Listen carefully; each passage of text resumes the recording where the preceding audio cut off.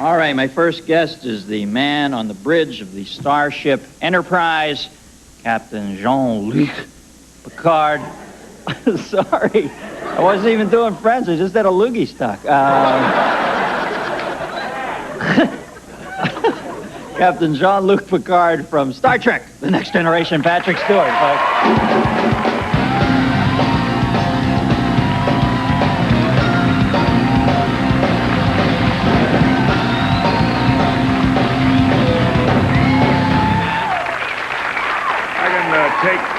Take these off now. I just need them to find my way on here. Yeah, it's a little dicey over there. Mm-hmm. You're used to being beamed places. Well, without these, I could have ended up in their lap instead of close to yours.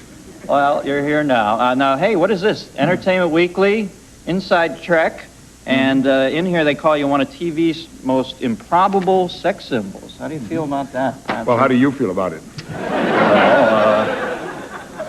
Would you imagine if you open your door on a dark, rainy night and there's somebody standing on your doorstep looking like that?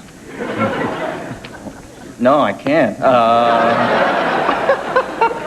I somehow get the feeling you're not in this business to be called an improbable sex symbol, though. Now, what's it? It must be your... But it helps. Yeah. It seems to help. How fragile we are. Yeah. An hour ago, I was calm and quiet and collected, preparing myself for meeting you and being here. I step outside into my car. It doesn't start.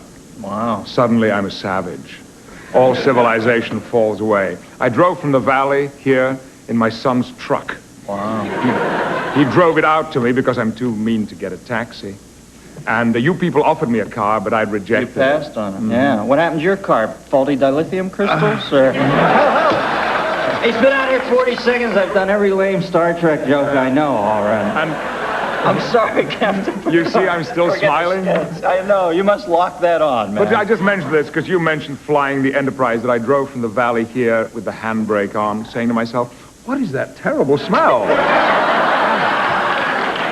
Are there fires in the hills again? You know, why doesn't... This city is getting worse by the day. I arrived here and the guy said, you know, there's smoke coming out of all the hubs because the handbrake is on. My son will kill me. Now, coming from England, were you prepared for this Star Trek thing? I mean, no, it's not, obviously, no. It's not like it is over there, here. What, Star Trek or England? No. England is like England over there. America is like America over here. But Star Trek is different over there. It's regarded as a kind of camp children's show, for the most part. And in this moment, I also offend all those people in England who do take it seriously. But it hasn't threaded itself into the culture, the contemporary culture, in the way that it has in North America. And it has.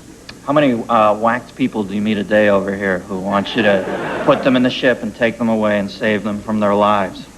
I mean, there are Trekkies over here that are just mad for it. Do you encounter every one of them? Well, or? you know, there are Trekkies that are mad for it, and there are a lot of people who would not classify themselves as Trekkies who are mad for it, too.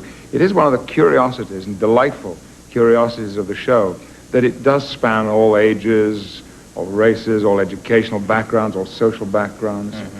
My fan mail shows me that, and it's a compliment to the show. Yeah.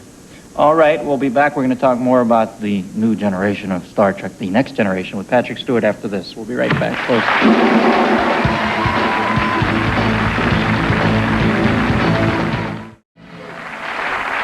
We're back with Patrick Stewart. Now, Picard seems to be a particularly astute individual. How much of...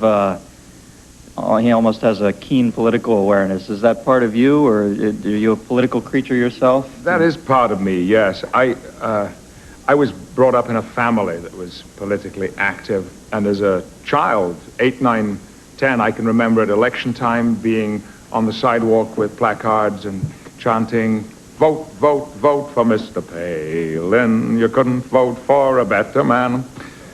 I sang on TV. Yeah. Dennis? Beautiful, Wow, not since Didi Khan did Light Up My Life have I been moved by a tune like that. And it was entirely unrehearsed. Well, yes, I was, and I still am. What do you think of our political process over here in America? You're in the midst of it right now. For the second time, of course, which is an indication of how long our show has been running. Yeah. We've been going through the election. Well, I assume it will be a second president. There are still things about it that Yeah. there are still things about it that I don't understand. I have yet to find one person here who can explain to me simply what the primaries are about, how they work, how they operate. That I don't understand. Do you have the time, Dennis? Well, the primaries is when the Republicans pick their candidate and the Democrats get together and pick the guy whose ass is going to get kicked. Yeah. So that's what happens every year. Every 4 years. Yes. I have singing on TV. That was a kind of a first. I have another first. I brought a sort of surprise. Maybe it's a treat. I don't know what. But I have here. This was sent to me by a fan this week. Uh-huh. So it's hot, and you are getting it first. This is my first ever theater review. Oh. I was 12 years old, and there's a photograph of me too. Perhaps you'd like to read the paragraph yourself. There's Sure. the photograph. This is young Patrick, and here is my review right there. All right. Particularly inept at singing. No, teasing. Patrick Stewart had nice movement, but not enough variety, and Maurice Cass was... No, that's it. That's the whole Never thing? mind. Maurice Cass got a good review, I think. Oh, nice movement. Well, you saw that when I walked out. Sure, I did. As for the variety, we'll see by the end of the show.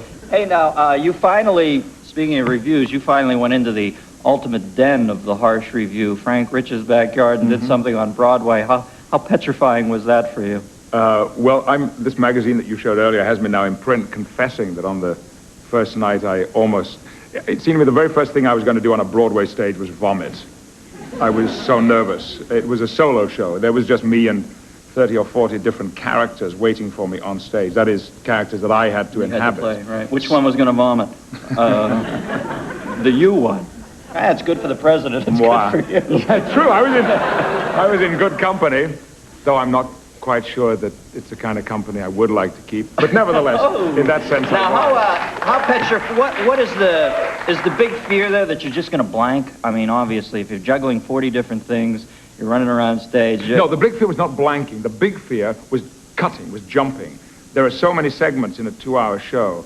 I had the fear that I would, and there's nobody to cue me, right, that I would switch from one segment to another one and leave out some important bits of the narrative. And how did you come through this rite of fire? Did you? I survived. How long did you run there? 2 weeks. You were there 2 weeks. We did 16 performances. A limited season because I squeezed it in the Christmas hiatus during Star Trek. Now tell me about the thing coming up on TNT. This is When the Lion Roars. This is a 6-hour documentary about the history of Metro-Goldwyn-Mayer. And probably just as unlikely as casting an Englishman to fly the Enterprise, they asked me to be the compere, host, presenter, narrator, all-purpose common man, the spirit of Metro-Goldwyn-Mayer. killer voice, though, and you're so... Oh, thank you. Yeah. Well, I told them MGM was a very international studio at the time. I think it will be a definitive piece of work. Yeah. On that studio, or perhaps any studio, not only because they've gone into it in so much depth, but the style of the show, which is in the style of an MGM movie, is so remarkable. Did you meet any of your big heroes from your childhood, or? Yeah, well, on Saturday night we had a gala premiere, and I got to meet Esther Williams? Esther Williams. Yeah. But most exciting were two people. I met Louise Reiner, who won two Oscars consecutively. Yeah. And I think the biggest thrill of all was meeting a man called William Tuttle. You stuck Makeup me there. created by William Tuttle for 30, 40, 50 years. Oh, I he saw was that the on famous makeup yeah. artist? Yeah. Humble guy? A charming, delightful guy. Lou Ayres was there. Yeah. Oh, it must have been a thrill. It was very exciting. Patrick, it's good to meet you, buddy. Thanks for coming on. Patrick Stewart, folks.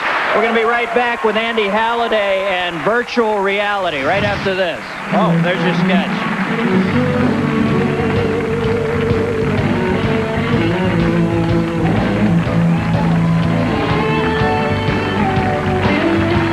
This portion of the Dennis Miller Show is brought to you by Budweiser. Nothing beats a Bud.